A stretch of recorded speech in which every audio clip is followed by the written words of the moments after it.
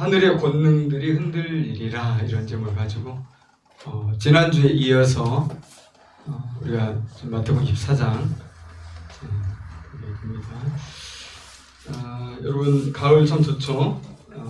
10월의 두 번째 연휴가 맛있게도 끝났는데 잘 쉬셨는지 모르겠습니다. 잘 쉬었죠? 근데 일교차가 막 심해져가지고 많은 분들이 감기에 걸리고 고생들 하시는 것 같아요. 건강에 유의하시길 바라면서 이제 우리 본문 말씀 통해서 우리가 이제 하나님 말씀 들을 텐데, 지난주에 많이 참석을 못했거든요. 오프라인에. 물론 이제 온라인으로도 예배 드리기도 하고, 또 예배 못 드린 분은 말씀이라도 들었을 것이라고 큰 기대를 하고 있는데, 어쨌든 지난주 말씀을 듣지 않은 가운데서 오늘 말씀 들으면 좀 어려울 수가 있어요. 그래서 오늘 말씀 듣고도 이해가 혹시 안 된다면 지난주 말씀 꼭 들어보시고, 안 들은 분들은 좀 들으시기 바랍니다. 그래야 영적인 유익, 하나님 우리에게 주시고자 하는 것을 다 받을 수 있으니까요. 그리고 오늘은 아무래도 지난 우리가 가지고 있던 이 선입관들을 좀 이렇게 수정하는 시간이 돼야 되기 때문에 좀 신학자들의 그런 평생 또 몇 년 학위하면서 연구한 부분들 굉장히 소중하겠죠. 그런 것들 인용을 좀 할 테니까 그러다 보면 좀 지루할 수도 있겠죠. 잘 인내하시고 집중해서 오늘 좀 잘 배우고, 또 오늘 말씀 통해서 하나님 내게 주시는 또 메시지를 뭔가 듣는 그런 시간이 되길 바랍니다. 여러분, 지난주 우리가 살펴봤지만 저희들의 질문 두 가지였죠. 이 종말에 대해서. 첫째는 예루살렘 심판이 과연 언제 일어나냐, 때에 대한 거였어요. 저 화려하고 거대한 부쩍부쩍 빛나는 이 예루살렘 성전이 무너진단 말이야. 예수님이 심각하게 얘기하니까 언제 무너집니까? 때를 물었고요. 둘째는 예수님의 재림과 인류의 종말 끝날의 징조는 무엇입니까? 자, 성전 무너지면 이 인류도 멸망한다, 이랬기 때문에 자연스럽게 두 번째 질문으로 이어졌습니다. 자, 그래서 예수님은 친절하시게 답변 다 하셨죠. 첫째 질문에 대한 답변은 24장 4절에서 35절까지 하신 건데, 때에 대해 물었으니까 때에 대해 답하셨어요. 그래서 예루살렘이 파괴될 그 때는 이 세대가 지나가기 전이다. 그리고 명확하게 어떤 한 징조가 일어나면 바로 그때다 말씀하셨죠. 그래서 때를 나도 몰라 이게 아니라 확실하게 말씀하셔서, 예수님 말씀 기억하고 있는 사람은 알아요. 다 알 수 있어요. 지금 예루살렘 멸망하겠네, 빨리 도망쳐야 되겠네, 알죠? 두 번째 질문은 36절부터 25절까지 대답해 주셨어요. 36절부터 25장 전체요. 그래서 이때 대답은 뭐죠? 자, 이전에는 확실하게 때가 있는데 예수님의 재림과 관련한 세상 종말에는 어떤 징조가 없어요. 누구라도 예수님 오시겠네 감히 말할 수 없어요. 왜? 나도 모른다. 여러분, 예수님 모르는 게 딱 한 가지 있네요. 아버지가 정해주시는 날 오시는 거기 때문에 언제 주님이 오시고 언제 이 세계가 끝을 볼지는 아무도 몰라. 이게 징조라는 게 없는 거예요. 그러니까 예루살렘 멸망 때하고는 너무나 다른 거죠. 그래서 오늘은 이런 걸 살펴볼 때 내가 지금까지 듣고 배웠던 종말론이 참 많이 잘못되었네, 이런 걸 좀 확인하고요. 또 그걸 수정하면서 또 주님의 틀림없는 심판을 우리가 기대하고 소망하고 기다릴 준비를 하는 것을 생각하게 하는 그런 말씀이 되면 좋겠습니다. 자, 가장 먼저 우리가 살펴볼 말씀은 우리 읽지는 않았지만 14절입니다. 14절 이 천국복음이 모든 민족에게 증언되기 위하여 온 세상에 전파되리니 그제야 끝이 오리라. 자, 왜냐하면 이 14절은 무엇으로 보나 1세기에 이스라엘에 있었던 대환란과 관련된 말씀인데, 거의 대부분의 기독교인들이 이걸 다 예수님의 재림으로 이해하고 있어요. 여러분도 그렇죠? 이걸 읽으면 당연히 예수님 재림이지, 세상 끝날이 복음이 땅끝까지 전파되고 예수님이 오는 세상 끝이 온다는데 당연히 예수님의 재림이지, 이것을 무슨 예루살렘 멸망? 그렇게 얘기하면 오히려 잘못됐다 할 수도 있어요. 자, 그래서 여러분 정말 중요한 얘기 하는데요. 뭐 늘 하던 얘기긴 해요. 뭐냐, 성경을 읽을 때 가장 중요한 기본적인 자세는 뭐냐, 문맥을 통해서 읽으라는 거예요. 그냥 한 구절만 딱 뽑아가지고 야, 정말 이 말씀이 내려왔다, 내 인생의 요절이다, 이렇게 하지 말란 말이에요. 제발. 그렇게 해가지고 인생 망가지는 사람 제가 많이 봤어요. 그렇게 해가지고 신앙생활을 아주 엉뚱하게 하는 사람 무지개 들어봤어요. 말씀 암송 되게 중요하긴 한데 본문으로 외우세요. 적어도 10절, 20절 정도로 외우세요. 한 절만, 한두 절만 외우지 말라고요. 왜냐하면 성경이라는 건 항상 문맥이 있는 거지, 그냥 무슨 우리 격언 뭐 이런 것처럼 그냥 한 문장으로 모든 걸 말하는 게 절대 아니거든요. 그러니까 14절 한 절만 딱 떼어가지고 봐라, 예수님의 재림 복음이 땅끝까지 전파되어 오시니까 열심히 복음 전하자. 잘못된 주장이라는 겁니다. 자, 13절까지 내용도 그렇고요. 바로 이어지는 15절도 그렇습니다. 모두가 예루살렘 멸망 사건이에요. 그런데 여러분, 앞뒤와는 전혀 다르게 14절만 갑자기 튀어나가지고 재림 사건으로 우리가 봐야 돼요? 예수님 이렇게 엉뚱한 분입니까? 물론 특별히 강조하기 위해서 그럴 수도 있겠지만 그런 경우 거의 없어요. 이런 걸 뭐라고 합니까? 세자로 줄이면 갑툭튀. 그죠? 그래서 이상하죠. 그러니까 이것을 재림으로 해석하고 싶어하는 사람들이 많아요. 또 그동안 이렇게 해왔어요. 누가? 세대주의 신학자들이. 이 세대주의 신학자들은 요한계시록에 나오는 천년왕국을 문자 그대로 믿어요. 천년의 시대가 온다. 전천년, 후천년, 무천년, 여러분 많이 들어봤죠? 우리는 기본적으로 장로교는 개혁주의 신학은 무천년을 믿어요. 물론 이제 개혁주의 신학자들 중에서 안 믿는 사람, 다른 신학을 주장하기도 하죠. 다른 걸 주장하기도 하지만 대부분요. 그래서 문자적으로 천년왕국과 휴거를 믿는 이 세대주의 신학자들은 14절이 갑툭튀가 되지 않기 위해서 24장 전체를 마지막 날 사건으로 해석하죠. 그러니까 예루살렘 멸망도 물론 있지만 그보다는 이게 마지막 날 다 이루어질 사건이다. 거짓 선지자를 등장하고 난리와 난리 나고 지진이 일어나고 지금도 일어나죠. 그리고 뭐 결국은 예수님이 구름 타고 오셔서 모든 사람 다 결국은 모아서 또 우리 대환란이 일어날 때 우리는 대환란 겪지 않고 다 휴거된다. 이 애용한 구절이 사실 마태복음 24죠. 아마 지금 여러분 가운데 혹시 그렇게 알고 있는 분이 있을 수도 있을 것 같아요. 자, 14절 정말 딱 떼어놓고 보면 재림입니다. 근데 아까도 말씀드렸지만은 성경 전체에서 재림의 징조는 없는 거예요. 그러니까 땅끝까지 복음이 전파되어야 예수님 오신다? 얼마나 많이 들었어요.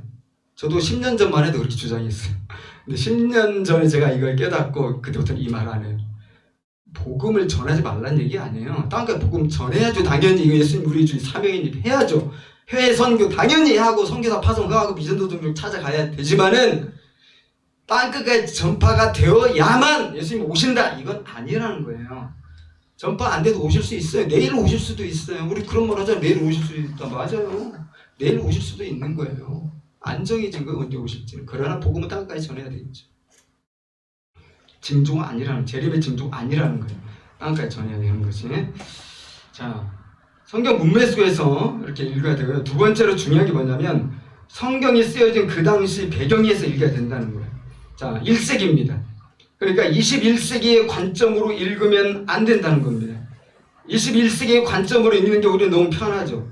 그러나 성경을 이렇게 편하게 읽어버리면 이게 우리가 잘못 읽을 수가 너무나 많이. 여러분 성경 편하게 읽혀지는 분은 조심하세요. 그냥 내 마음대로 지금 읽고 있다는 건 증거 중에 하나니까. 성경은 어렵기보다도 성경은 좀 이렇게 배경을 이렇게 염두에 두면서 읽어야 되는 책이거든요. 왜냐하면 20세기 차이가 있어요. 여러분 지금 내 관점으로 읽는 게 맞겠어요, 성경이? 상식적이죠.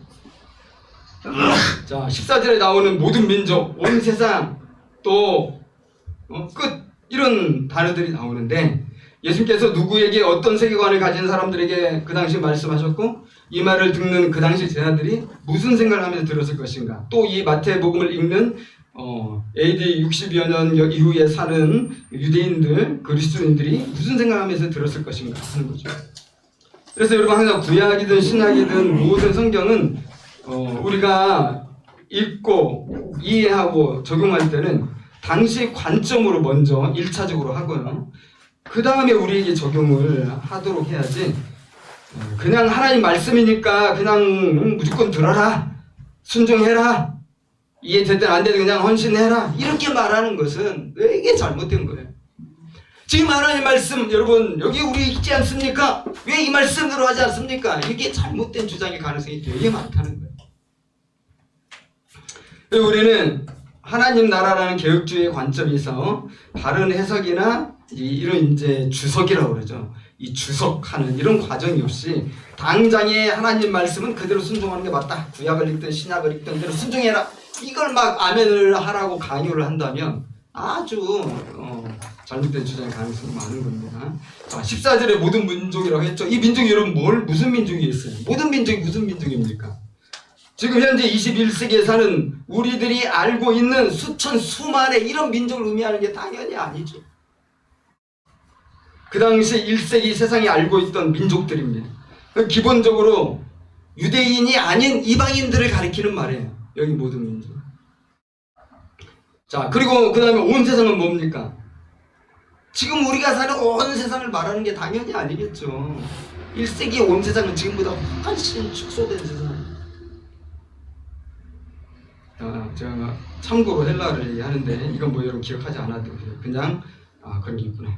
오이쿠메네라는 헬라가 있는데 이건 그 당시 표준어였는데 뭘 의미하는 표준어냐? 사람이 살고 있는 지역을 가리키는 표준어였어요. 이 말은 온 세상은 그 당시 사람들이 살고 있는 그 지역이죠. 또 그들이 알고 있는 그 세상이죠. 그 당시 사람들이 이해하는 선에서 사람들이 살고 있는 땅인데, 예를 들면 지중해를 내해로 하는 주변에 많은 나라들이 있잖아요. 그리고 로마가 점령한 대로마 제국이 있잖아요. 스페인, 이 정도가 이들이 말하는 온 세상이에요. 그래서 바울은 예수님께 이방인 선교의 사명을 받은 후에 소아시아 선교를 한 후에 로마를 갔죠. 그러나 사도 바울은 서바나까지 가려고 했어요. 뭐 실제로 갔는지 안 갔는지 우리가 기록이 없기 때문에 모르지만 저는 갔을 것이라고 보고요. 왜냐하면 자신의 사명으로 알고 있었기 때문에. 이 서바나는 우리가 오늘 아는 저 지중해 끄트머리에 있는 스페인이죠. 스페인이 세상 끝이라고 봤다 이거죠. 땅 끝이라고 봤다 이거죠. 그래서 바울은 한참 선교의 전성기에 감동적으로 여러분 무슨 말들을 하냐면, 야, 복음이 온 세상에 전파되었다, 그렇게 단정적으로 얘기를 하거든요.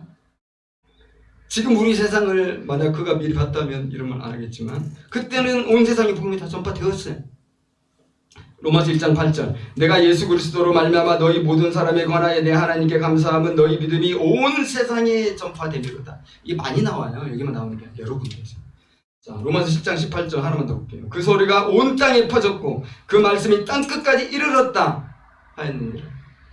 여러분 어때요? 바울에 의하면 그 세계에는, 바울이 이제 60년대 중후반에 이제 순교를 나가잖아요.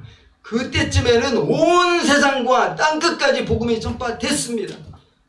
이방인들이 이 복음을 다 들었어요. 믿든 안 믿든 이건 떠나서 일단은 다 들었어. 아, 예수가 하나님의 아들이고 십자가에 우리를 위해 죽었네. 바울이 얘기니까, 그죠? 그래서 여러분 그 당시에 민족, 세상 등을 이야기할 때는 오늘날 우리 귀에 익히 들리는 우주나 전 세계를 뜻하는 게 아니라는 거죠. 이와 관련해서 개혁주의 신학자인 샘 스톰스의 말을 한번 들어볼게요. 여기서 우주는 오늘날 우리의 귀에 우주나 전 세계를 가리키는 것처럼 들리는 용어가 주후 1세기에는 훨씬 한정된 의미를 갖고 있었다는 것이다. 예수님이 마태복음 24장 14절에서 말씀하신 예언의 경우에도 이 우주는 예수님이 부활하시고 그 뒤를 이어서 복음이 유대의 경계 너머로, 예를 들면 사마리아와 땅끝이 되었죠. 유대의 경계 너머로 전파될 것이어서 로마 제국으로 알려진 거주 영역, 아까 얘기했던 오이쿠메네에 사는 이방 민족들이 예수님의 구속사역에 대한 증언을 들을 것이라는 점이다. 예수님은 오직 그 뒤에야 예루살렘 성과 성전의 끝이 나타날 것이라고 말씀하신다. 이건 그다지 분명했어요.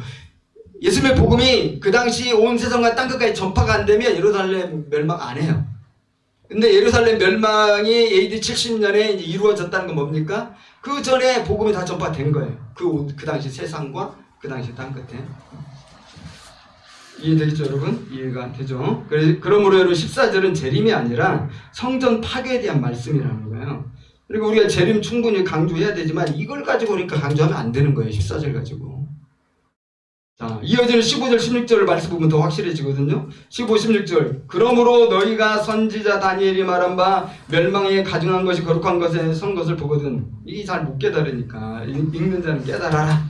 그때 유대에 있는 자들은 산으로 도망할지어다. 여러분 15절은 당연히 14절에 이어지죠. 그래서 그러므로라는 말을 했죠. 다시 말해서 제자들과 사도 바울의 헌신으로 복음이 그 당시 알고 있는 온 세상에 전파된 후에는 AD 66년에서 70년 되겠죠. 명확한 멸망의 징조가 세워지고 모두가 다 그걸 본다는 겁니다. 언제 멸망할지 모르는 게 아니에요. 딱 보면 알아요. 아, 지금 우리가 도망갈 때네. 이게 지금 미리 알려준 거예요. 도망치라고. 그때 독립운동하면 안 돼요. 그때는 그냥 도망쳐요. 그러므로 당시 온 세상에 복음이 전파된다는 것은 제자들의 입장에서, 마태복음을 읽는 성도들 입장에서 예루살렘의 예루살렘 멸망의 중요한 사인이었죠. 그들에게는 온 세상에 복음이 전파된다는 것이. 결국은 그렇게 되고 멸망에 가증한 것이 거룩한 곳에 설 때 예루살렘 성전이 파괴되는 것이니까. 자, 그 다음에 끝이라는 단어도 살펴봐야 되는데, 그제야 끝이 오리라. 저희들이 두 번째 질문에서 뭐라고 질문했죠? 잘 보면은 주의 임하심과 세상 끝에는 무슨 징조가 있사오리까? 세상 끝에 징조를 물어봤죠. 그래서 우리는 자연스럽게 끝이라는 얘기가 나오면 세상 끝과 연결을 시키게 돼요. 그러니까 이 14절을 세상 끝으로 우리가 이해를 하기가 쉽다는 거예요. 그런데 그렇지 않다는 겁니다. 자, 한글로는 이 끝이 똑같은 말인데 또 헬라어를 써서 그렇지만 헬라어를 보면은 다른 단어예요. 제자들이 쓸 때는 슌텔레이아라는 헬라어를 썼고요. 예수님 대답하실 때는 텔로스라는 대답을 했는데 이것은 6절에도 그 말이에요. 아직 끝은 아니니라. 이때도 텔로스라는 말을 썼고, 이 말은 그러니까 예루살렘 멸망은 아직 아니다 그 말이지 세상 종말은 아직 아니다 이 말은 아닌 거죠.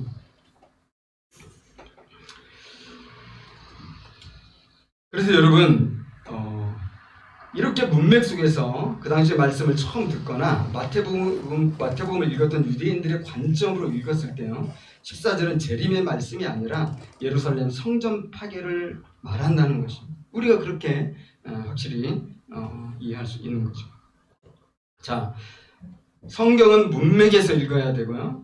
또 중요한 게 금방 말씀드린 것처럼 시대 배경, 그 당시 처음 말씀 들었던 사람들, 그 당시 저자가 무슨 생각으로 썼는지 이걸 염두에 두면서 읽어야 되는 거고요. 그 다음에 정말 중요한 것이 또 하나 더 있어요. 그것은 우리가 모든 성경을, 그것이 구약이든 신약이든 읽고 연구할 때 반드시 구약적 배경으로 읽어야 된다. 왜 그렇습니까? 그 당시에 신약 성경이 있었어요? 그 당시에 1세기 신약 성경이 있었나요? 신약 성경은 한참 후에 정경으로 이제 확립이 되거든요. 교회 전체 이 회의를 통해서. 그 이전에는 구약밖에, 성경하면 구약이에요. 여러분 뭐 구약 성경이나 또 신약 성경이나 제자들이나 예수님이나 뭐 성경 하나님 말씀 얘기할 때는 신약 성경을 말하는 게 아니야. 그때는 없어요. 성경하면 그냥 구약 성경인 거예요. 그걸 우리가 깜빡 읽거든요. 성경하면 우리는 신약 성경도 막 그런 줄 알고, 신약 성경은 그 이후에 이제 모든 성도들이 다 공통적으로 읽을 때마다 하나님 만나고 또 은혜 받고 구약과 너무 다 맥이 그대로 이어지고, 이러니까 이게 모든 성도들이 애용되면서 그것이 인정을 받아가지고 교회 회의에서 정경으로 딱 해서 이제 66권 확정이 된 거죠. 그래서 예수님은 구약을 배경으로 유대인들에게 이야기한 겁니다. 제자들과 유대인들도 예수님 말씀 들을 때 뭐 떠올릴 신약 성경이 있어요? 당연히 구약 성경을 떠올리는 겁니다. 자, 그런 자세로 우리가 29절 30절을 읽어보면 다르다는 얘기가. 그러니까 29절에 30절도 우리 딱 읽어보면 재림이잖아요. 그러지만은 재림이 아니라 예루살렘 심판을 하시는 예수님의 통치 행위라는 걸 우리가 알게 되는 겁니다. 여러분 29절 보면 막 어떻습니까? 환란 후에 해가 어두워지고 달이 빛을 내지 않고 별들이 떨어지고 막 천체가 막 뒤집어지잖아요. 초자연적인 일이 일어나서 막 지구가 멸망할 것 같죠. 그리고 자연스럽게 30절에서 우리 예수님의 재림을 떠올리게 돼요. 인자의 징조가 하늘에서 보이고 막 구름 타고 오시고 당연히 재림이죠, 그죠? 또 31절에 또 얼마나 익숙합니까? 마지막 날에 예수님이 재림하면서 막 나팔 소리가 불리고 사람들을 막 온 세계에서 다 모으고 마지막 대추수가 일어난다 생각하기가 쉽죠. 그게 아니다는 겁니다. 저도 이게 10년 전에 알았으니까 대부분 그렇게 알고 있어요. 재림은. 왜 그것이 아닌지 여러분과 함께 알아봅시다. 자, 29, 30절을 읽으면 또 들으면 우리는 구약성경 안 떠올려요. 왜 안 떠올릴까요? 구약성경 잘 모르거든 우리는. 여러분 알아요? 구약성경? 선지서들 좀 내용 좀 압니까? 암기하거나 뭐 기억나는 막 이런 거 있나요? 이 종말과 관련해서? 우리는 뭘 떠올려요? 우리는 뭐 데살로니가서에 나오는 뭐 재림 이야기, 또 요한계시록에 나오는 재림 이야기 이런 것 좀 떠올릴 수 있겠죠. 그러나 제자들은 뭘 떠올릴까요? 제자들이 무슨 요한계시를 떠올리겠어요? 요한계시는 없다니까요. 그때는 제자들이 들을 때는 구약성경이 막 떠오르는 거죠. 구약성경에서 어디가 떠올라요? 에스겔이나 다니엘서가 떠올라요. 에스겔, 다니엘은 종말에 대한 예언이 많이 있고요. 특히 다니엘은 구약의 요한계시록이다 그랬죠. 그러니까 이 똑같은 표현이 구약에 나온다니까요. 우리는 이거 볼 때 똑같은 표현을 요한계시록에서 찾지만 제자들은 다니엘서에서 찾아요. 에스겔서에서 찾고. 왜냐하면 익숙하니까. 알고 있으니까. 29절 이것은 그날 환난 후에 일어난다고 그랬죠. 환난은 주 70년 예루살렘 멸망 직전에 일어난 재난들과 대환란이죠. 그리고 즉시로 예루살렘 성전이 파괴된다는 말씀을 이제 상징적으로 표현한 것입니다. 그래서 그날 환난 후라는 것은 긴 기간이 아니에요. 환난과 즉시 바로 이어서 일어나는 일인데 바로 그것이 예루살렘 성전 파괴된다는 것을 이제 상징적으로 표현한 거죠. 여러분 29절 같은 표현들은 구약에 종종 등장하기 때문에요. 낯설지가 않아요. 제자들한테는. 특히 지상의 큰 재난이나 격변을 예고할 때 구약 성경은 과장된 문학적 표현들을 관용적으로 사용을 했다는 겁니다. 자, 많이 있거든요. 근데 시간 없으니까 두 번만 볼게요. 이사야서 13장 9절에서 10절을 보면요. 이사야 선지자가 그 당시 최고의 강대국이죠. 감히 바벨론이 멸망할 걸 아무도 예상하지 못할 때 이 바벨론이 멸망한다고 예언을 했어요. 그런데 그 예언할 때 이런 표현을 쓴 거죠. 하늘, 별, 달 전체에 어떤 막 격변이 일어난다는. 왜냐하면 바벨론 멸망이라는 건 너무나 충격적인 일이기 때문에 이런 충격적인 일은 충격적인 표현을 써야 되잖아요. 자, 읽어봅니다. 이사야서 13장 9절에서 10절. 하늘의 별들과 별 무리가 그 빛을 내지 아니하며 해가 돋아도 어두우며 달이 그 빛을 비추지 아니할 것이다. 에스겔도요. 강대국 애굽이 멸망하는 건 너무 충격적인 장면이었기 때문에 그 참상은 너무나 상상할 수 없는 것이기 때문에 애굽이 멸망할 것을 예언할 때 또 이렇게 표현했어요. 에스겔서 32장 7, 8절. 내가 너를 불 끄듯 할 때 하늘을 가리켜 별을 어둡게 하며 해를 구름으로 가리며 달이 빛을 내지 못하게 할 것이며 하늘의 모든 밝은 빛을 내가 네 위에서 어둡게 하여 어둠을 네 땅에 베풀리라. 실제로 일어난 일입니까? 아니죠. 신학자 윌리엄 킴볼은 그래서 이렇게 말했습니다. 어두워지는 것은 글자 그대로의 해와 달과 별들이 아니었다. 하늘에 있는 실제 별들은 하늘에서 떨어지지 않았다. 이런 비유적 표현들은 민족들과 이 땅의 강대국들에게 임박한 멸망의 특징을 순전히 상징적 방식으로 묘사하기 위해 사용되었다 그랬거든요. 그래서 개혁주의 신학자인 샘 스톤스도 이런 말을 했어요. 일단 우리가 이런 수로를 구약 성경에 비춰서 읽는 법을 배우면 우리는 땅 위에 발생하는 큰 소요들이 하늘에서 나타나는 동요와 변화에 대한 심상, 마음의 상상이죠. 그것으로 종종 표현됨을 알게 된다. 해와 달이 어두워지거나 별들이 하늘에서 떨어질 때 그것은 이 땅 위에 존재하는 나라들에 미치는 재난이나 참사를 가리킨다. 그러니까 예루살렘 성전이 멸망하는 것은 너무 충격적인 일이잖아요. 그래서 구약 선지자들이 그랬던 것처럼 그렇게 표현한 거예요. 뭐 마지막 종말 때 일어날 일이 아니라. 그래서 우리는 29절이 상징적 예언적으로 사용하는 상징적 언어라는 걸 알 수 있어요.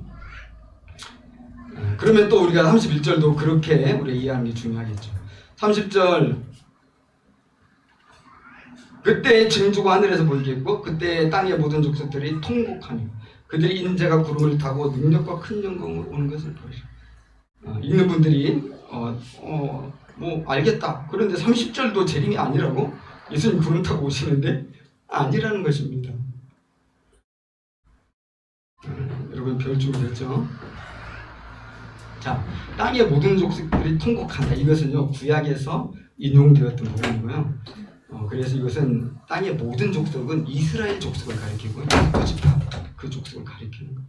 예루살렘이 멸망할 때 이스라엘 사람들이 다 통곡하잖아요. 얼마나 많이 죽었습니까? 나라가 망하고 성전이 무너졌잖아요. 자, 또 여기서 중요한 것이 임한다는 단어예요. 그들이 인자가 구름을 타고 능력과 큰 영광으로 오는 것, 임하는 것을 볼 것이다. 자, 두 번째 질문에서요. 제자들이 언제 임하는 징조가 먼저 물어봤죠. 주의 임하심과 세상 끝에는 무슨 징조가 있사오리까?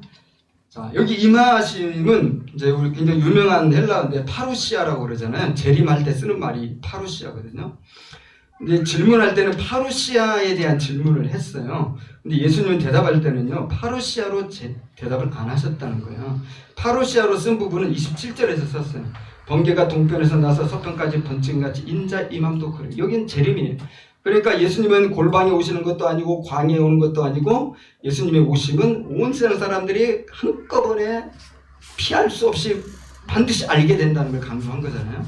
네, 그때 썼고요. 37절에도 인자의 임함을 파루시아로 썼단 말이에요. 왜냐하면 두 번째 질문에 대한 답변은 36절부터 25장까지로 제가 말씀드렸잖아요.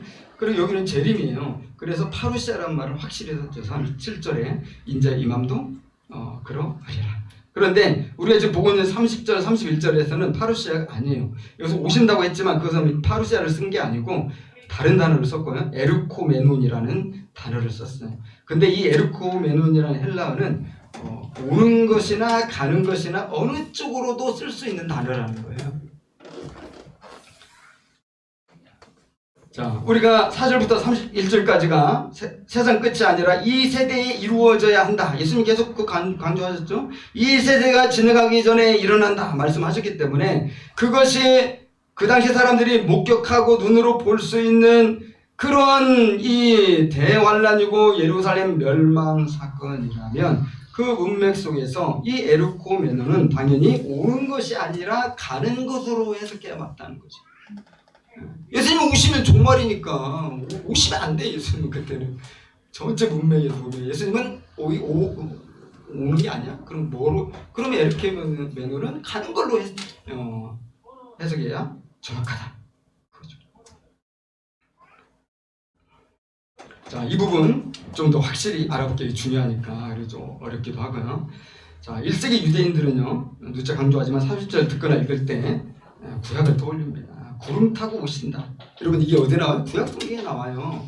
이게 막 뒤에 이 서신서나 요한계시록에도 물론 나오는데 그 전에 수백 년 전에 700~800년 전에 구약 성경에서 예언될 때 예수님이 구름 타고 오신다. 이런 식으로 예언이 있단 말이죠. 자, 볼까요? 여기 다니엘서도 어제 지난주도 말씀드렸지만 우리 다니엘서 오면 뭐 뜻을 정하고 뭐 사자굴에 들어가 살고 이런 거지만 뒤를 읽어야 돼요. 뒤에 읽으면 우리가 생소한 말씀들이 많이 나와요. 예언이니까. 다니엘 7장 13, 14절 내가 또 밤 환상 중에 보니 인자 같은 이가 하늘 구름을 타고 와서 어떻습니까? 구름 타고 오십니다. 예수님이. 이게 어디 나오냐면 다니엘서에 나오는 옛적부터 항상 계신 이에게 나와 그 앞으로 인도되며 그에게 권세와 영광과 나라를 주고 모든 백성과 나라들과 다른 언어를 말하는 모든 자들이 그를 섬기게 하였으니 그의 권세는 소멸되지 아니하는 영원한 권세요 그의 나라는 멸망하지 아니할 것이라. 예, 저는 빌립보서 2장이 딱 떠오르더라고요. 예수님이 십자가에 죽으시고 부활하시고 보좌 우편에 앉으셨을 때 어떻게 된다고 그랬죠? 모든 이름이 그 앞에 무릎을 꿇고 경배한다고 그랬죠.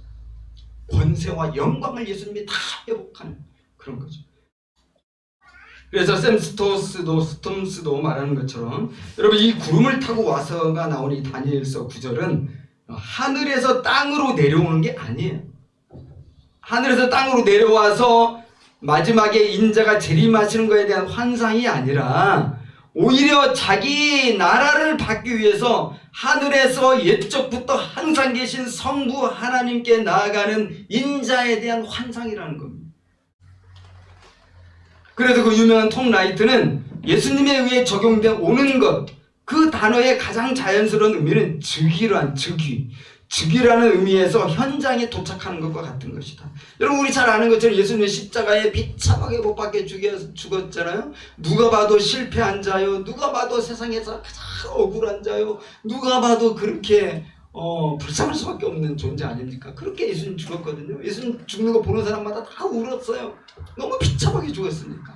그런데 하나님께서 이제 그 예수님의 이 땅에서의 처참한 죽음을 완전히 회복시키시고 완전히 역전시켜서 예수님을 보좌 우편에 앉게 하시고 그곳에서 통치자로서 다스리도록 하시는 그 영광과 권세를 회복하신다는 거예요. 이것이 바로 하나님 아버지께 나아가는 그런 모습이라는 거예요. 그러므로 우리는 30절은 예수님께서 구약시대 모든 선지자들의 피를 흘린 그 악을 심판할 권세를 갖기 위해 부활 승천하셔서 보좌 우편에 앉으셨고 마침내 능력과 영광으로 심판을 행하시는 그런 표현이라고 읽을 수가 있는 거죠.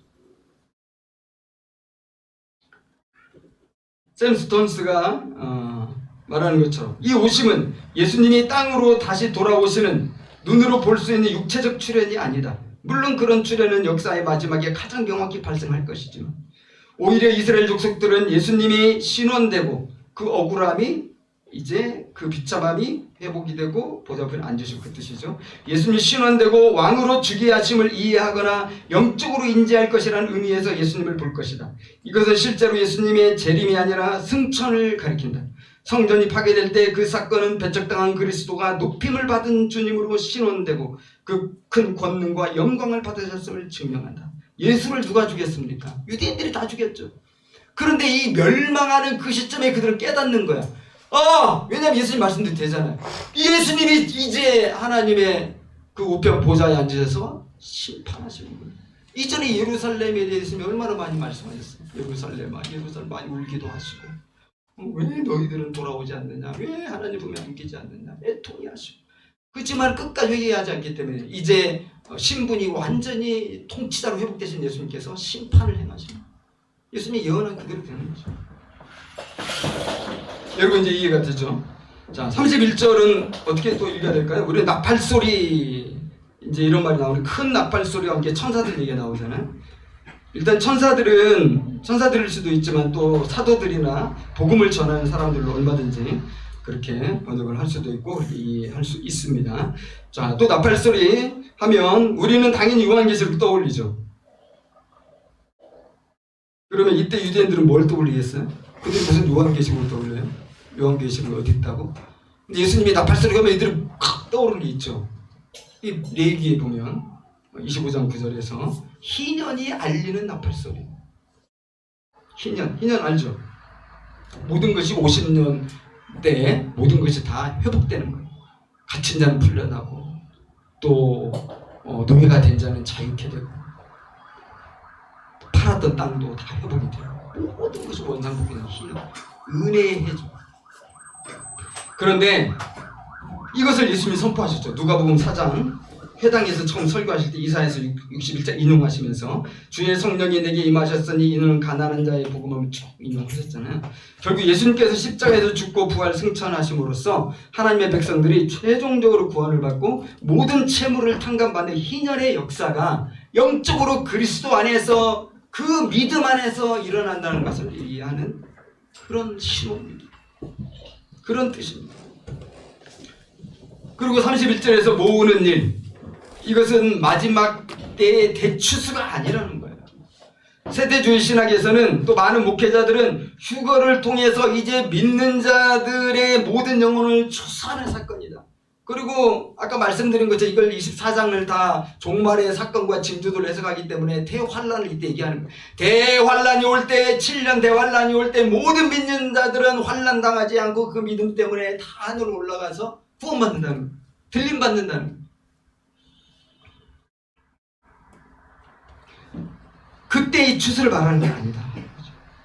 여러분, 이건 휴거를 말하는 게 아니에요. 톰 라이트는 우리나라 최근 10여 년 동안 가장 유명한 핫한 신학자 중에 한 사람이죠. 이 부분을 구약을 인용해서 설명을 해요. 병은 사람은 이렇다니까.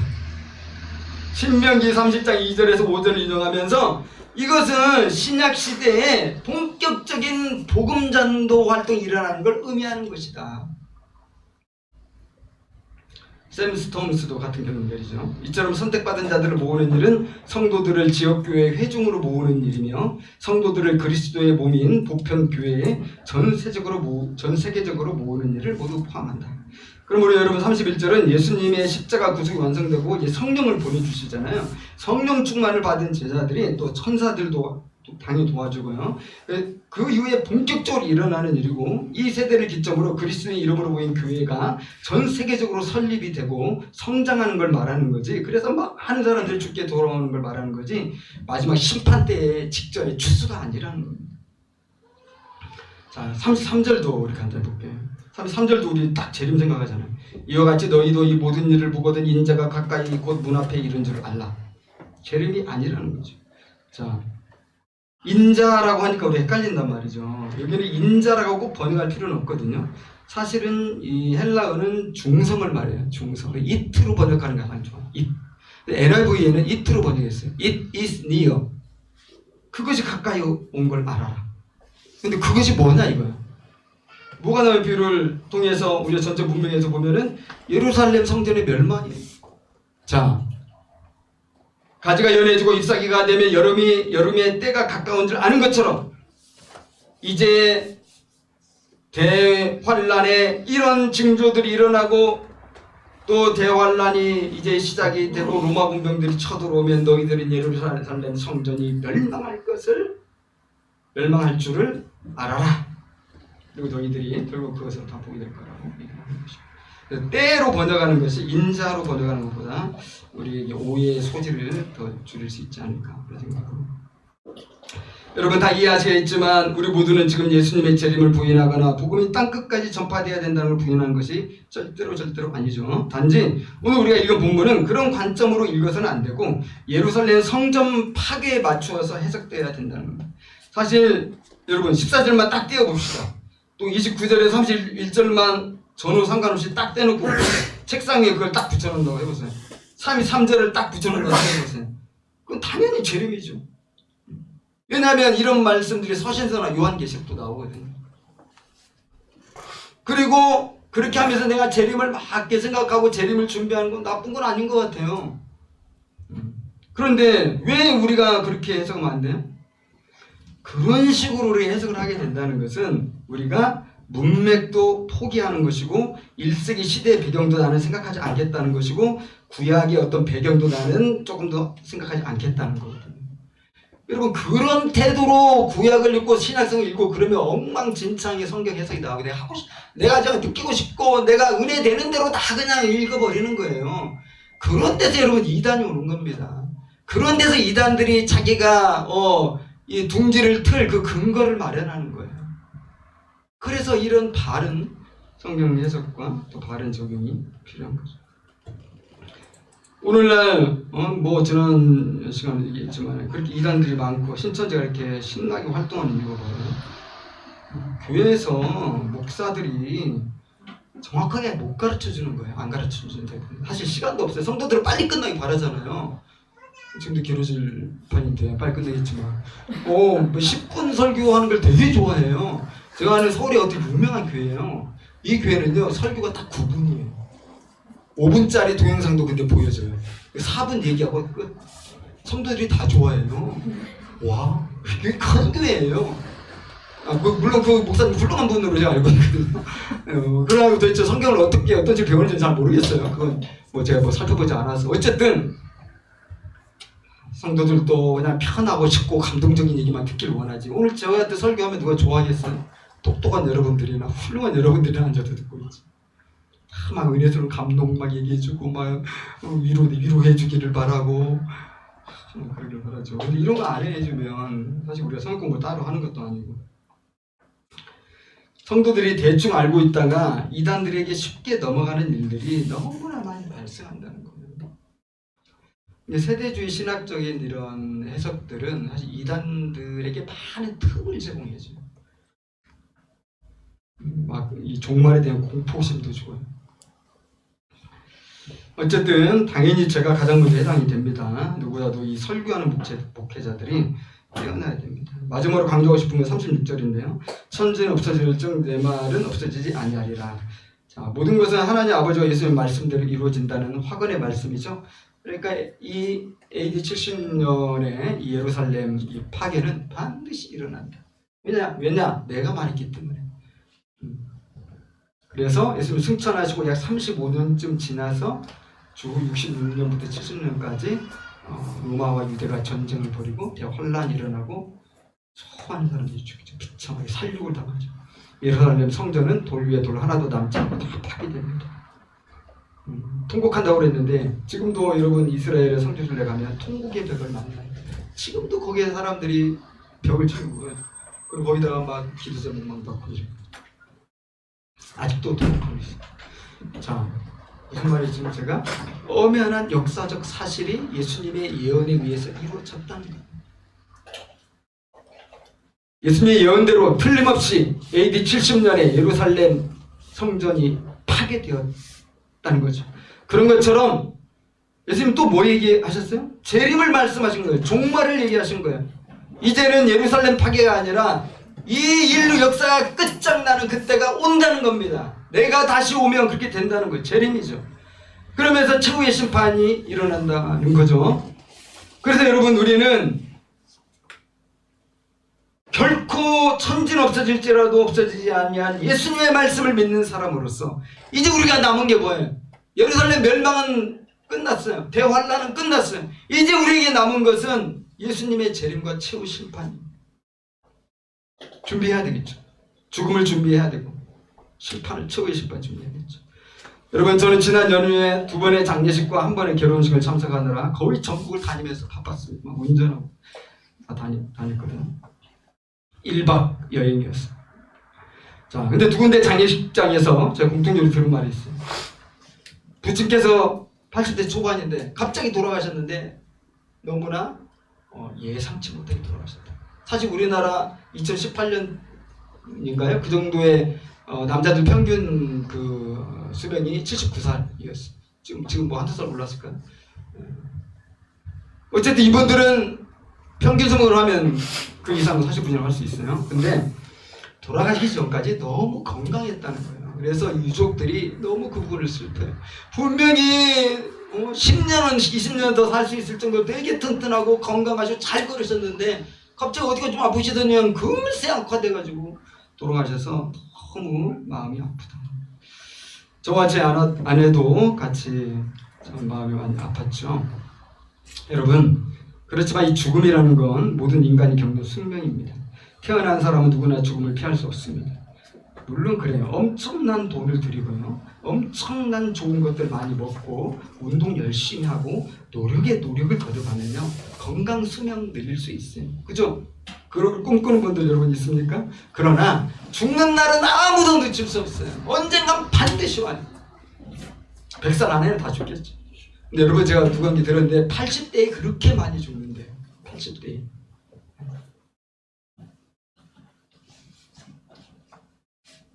죽음과 함께 우리 인간들이 절대 피할 수 없는 또 하나의 운명이 있죠. 정해진 운명입니다. 이건 픽스된 거예요. 죽은 후에 받게 될 최후의 심판입니다. 히브리서 9장 27절에 한 번 죽는 것은 사람에게 정해진 것이요 그 후에는 심판이 있으리니. 여러분, 죽음과 죽은 후 심판이라는 운명은 절대로 극복이 불가능한 인간의 숙명입니다. 그러나 이것은 극복하려고 하지 말고요, 잘 준비하는 게 중요한 거죠. 사람들은 살아서 죽음을 볼 수 있기 때문에 죽음이 무서운 줄은 너무나 잘 알죠. 그러나 심판은 죽음 위에 오는 것이기 때문에 아무도 볼 수도 없었고요, 겪을 수도 없었고요, 미지의 세계입니다. 그래서 말이 많죠. 심판에 대해서 있다 없다 뭐 이런 것이다 저런 것이다. 하지만 하나님께서는 심판이 있다고 성경 곳곳에서, 예수님도 성경 곳곳에서 수없이 말씀하고 계시기 때문에 내 말은 없어지지 않는다 이어 확언하신 것처럼 우리는 틀림없이 심판이 있다는 거, 이걸 기억해야만 하는 것입니다. 우리가 아무리 부인하고 아무리 잊고 산다고 해도 죽음처럼 심판도 갑자기 겪게 될 수 있다는 겁니다. 그래서 가장 중요한 게 뭐냐, 우리가 깨어서 그날을 준비하면서 살아요. 여러분의 죽음을 준비하세요. 여러분 심판받을 거 준비하세요.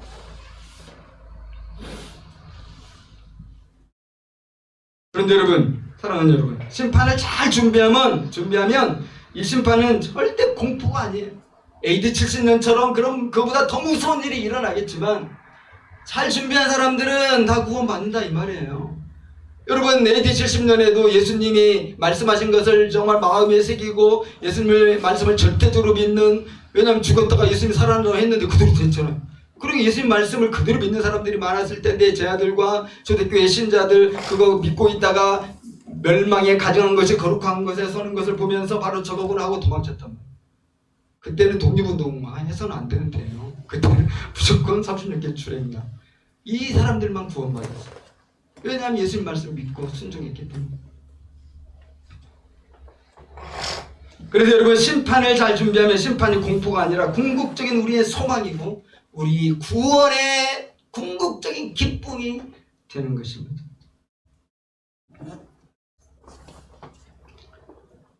예수님의 예언대로 역사 속에서 예루살렘 멸망이 찾아온 것처럼 진실로 이 인류 역사도 예수님의 다시 오심으로 종말을 맞이할 것이고 우리 각 사람은 주님 앞에 서게 될 것입니다. 참으로 깨어있는 우리들, 또 깨어있는 우리 교회가 되면 좋겠습니다. 우리 함께 기도하겠습니다.